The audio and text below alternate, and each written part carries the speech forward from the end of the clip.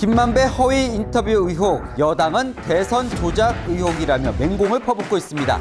진실을 알아봐야죠. 제가 찻대고 포대고 핵심만 알려드리겠습니다.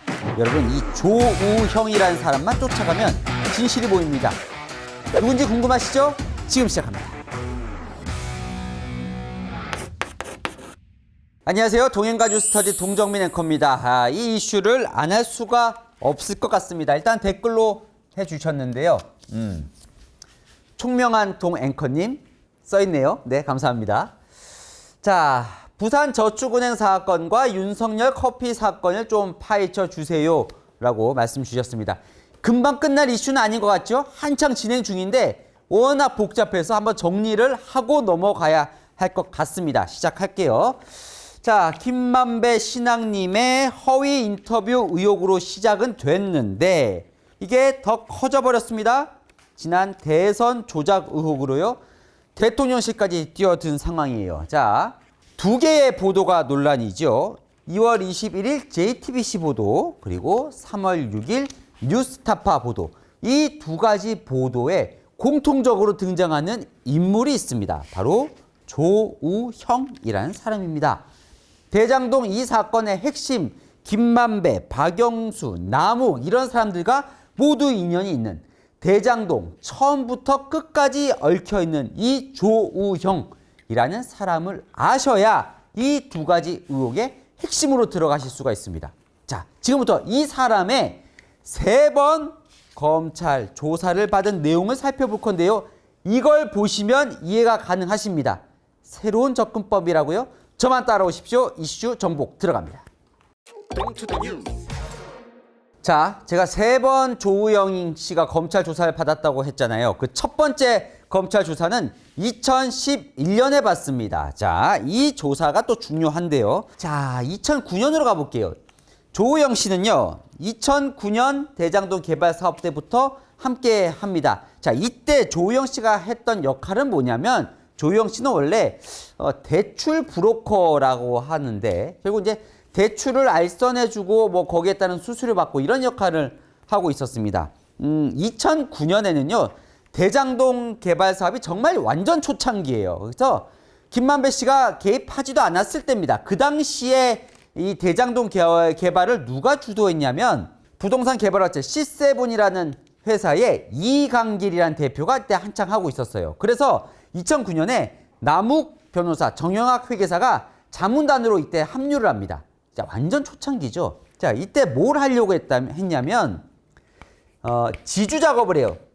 이게 뭐냐면요. 이 대장동 땅을 개발을 해야 하는데 그럼 이 땅을 지금 갖고 있는 원주민이 있잖아요. 그래서 이 땅을 개발하기 위해 그 원주민으로부터 땅을 사는 작업을 하는 거예요. 그게 지주 작업입니다. 그러려면 돈이 필요하잖아요. 땅을 그 돈을 대출받습니다. 부산저축은행으로부터 2009년에 1,155억 원을 대출을 받아요. 이 C7이. 그 중간 다리를 조우영 씨가 하는데 조우영 씨 아까 대출 브로커라고 했죠. 조우영 씨가 누구냐면 부산저축은행 박연호 회장의 사촌 처남입니다. 그러니까 가족지간이죠. 그렇게 해서 어쨌건 이 돈을 이렇게 받아서 이렇게 빌려주는 상황이 벌어집니다. 그런데 그래서 돈을 빌려서 잘했죠. 2년 뒤에 부산저축은행이 망해버립니다. 글로벌 금융위기 영향으로 파산을 해버려요. 검찰이 수사를 들어갑니다. 이 부산저축은행이 완전히 썩어 있었다는 거예요.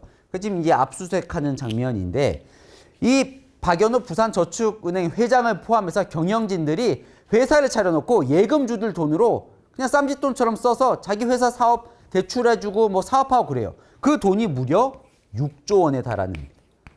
그러려면 이 6조 원을 예금주 돈을 이렇게 착복하는데 어떻게 안 걸렸냐. 금융감독원, 그다음에 청와대, 국회의원 다 로비해가지고. 그래서 막은 거예요. 그래서 이게 부산저축은행 사태 게이트로 번집니다. 게이트. 네. 그 수사를 맡은 사람이 누구냐? 바로 윤석열 당시 중수 이과장. 대검 중수부가 직접 이걸 수사를 하거든요. 이 부산저축은행 사태는 단일 금융비리 사건으로는 최대 규모 사건이다. 그렇게 해서 무려 76명을 재판에 넘겨요.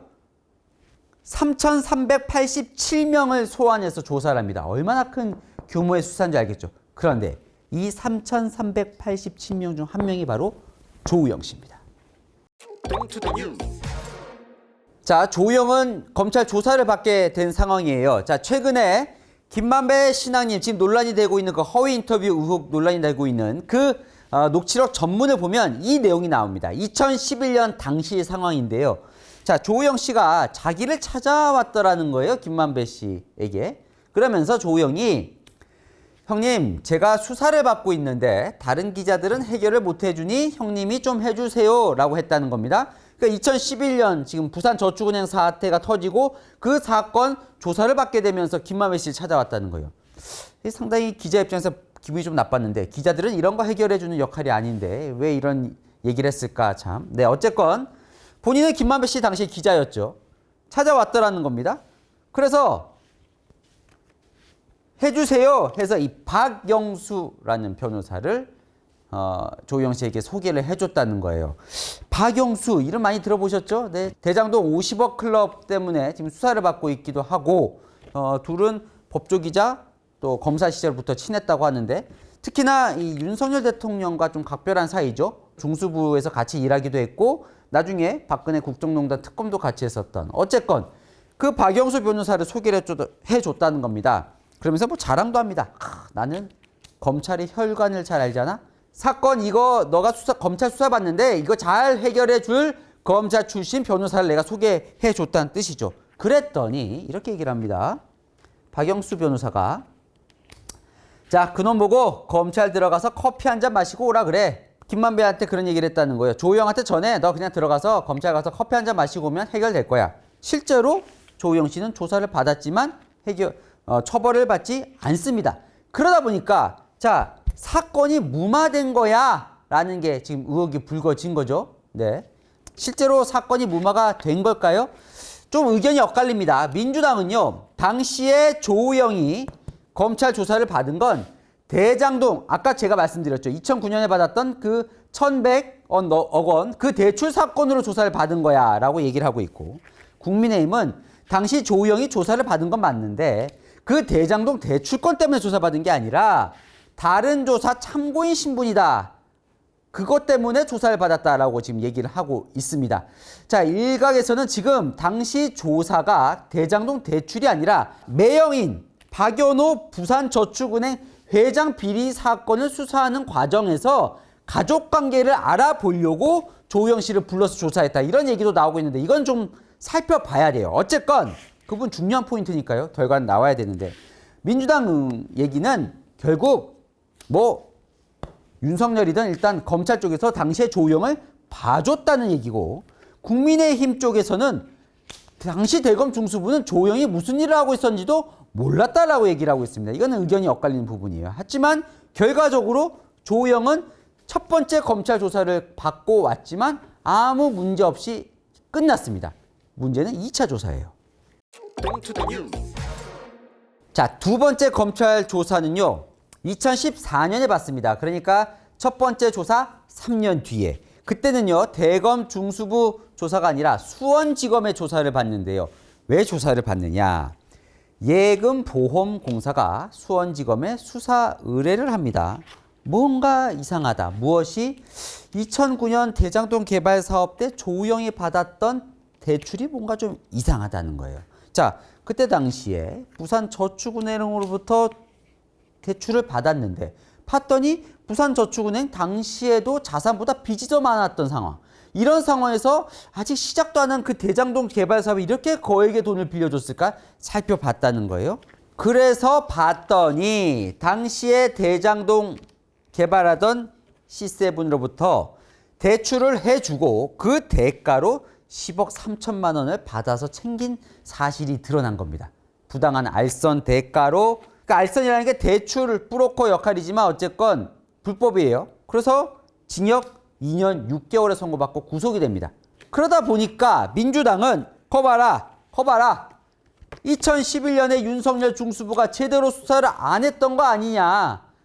아니 제대로 했으면 그때 잡아 넣었어야지 조우영을.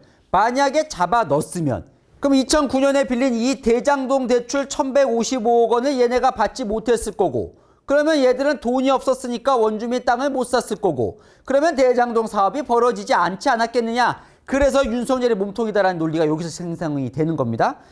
국민의힘은요. 야, 그때 몰랐지. 조우영이 이런지. 아니, 예금보험공사가 뭔가 이상하다라는 걸 알선 대가를 발견해서 수사를 의뢰하면서 수원지검도 알게 된 거지. 우리가 노스트라다무스도 아니고 어떻게 알았냐 이거 대검 중수. 그리고 당시에는 부산저축은행 경영진을 조사하고 게이트 사건을 조사했던 거지 이런 세세한 대출 사건을 조사했던 게 아니다라고 해명을 하고 있습니다. 자, 어쨌든 자, 2년 6개월 살고요. 조우영은 이제 출소를 하죠. 출소한 다음에 다시 대장동 개발 사업에 함께 합니다. 그때는요, 대장동 개발 사업하는 주인이 바뀌었어요. 그때는 C7이었는데, 이제 화천대유 갑니다. 화천대유 주인은 최대 주주 김만배. 김만배 말에 따르면, 이제 이강길이 하다가, 이제 이강길이 손을 놔야 되는 상황이 돼서, 조우영 보고 네가 대장동 개발 사업 해라 라고 얘기했는데 조우영이 내가 할 능력이 안 된다 라고 해서 남욱 변호사가 하게 됐고 남욱 변호사가 하던 걸 김만배 씨 본인이 받았다 이렇게 얘기를 합니다. 어쨌건 화천대유에 합류하고 지금도 천화동인 6호 실소유주 조우영 씨로 알려져 있습니다. 그런데 이 상황 속에서 3차 검찰 조사를 받게 돼요. 왜? 대선 때 대장동 사업이 빵 터졌거든요. 사실은 이 얘기도 이 대장동 사건이 터지면서 대선 때 나온 얘기죠. 자, 대선 상황으로 넘어갑니다. 자, 마지막 세 번째 조우영의 검찰 조사는 2021년 11월 대선 한창 진행되던 때에 진행이 됐습니다. 자, 아까 말씀드린 대로 조우영은 출소 후에 대장동 개발 사업에 김만배 남욱과 함께 참여를 합니다. 그래서 보십시오. 천화동이 6호 실소유주잖아요. 282억 원 거액의 배당도 받습니다. 그런 상황에서 2021년 8월 31일 대선 6개월을 앞두고 대장동 사건이 빵 터집니다. 초창기에 어떻게 진행이 됐죠? 국민의힘 그때는 야당, 지금은 여당 국민의힘이 이재명 성남시장 시절에 벌어진 대장동 일당에게 특혜를 준 사건이다라고 하면서 이재명을 일방적으로 공격하기 시작합니다. 그런데요, 반격에 나섭니다.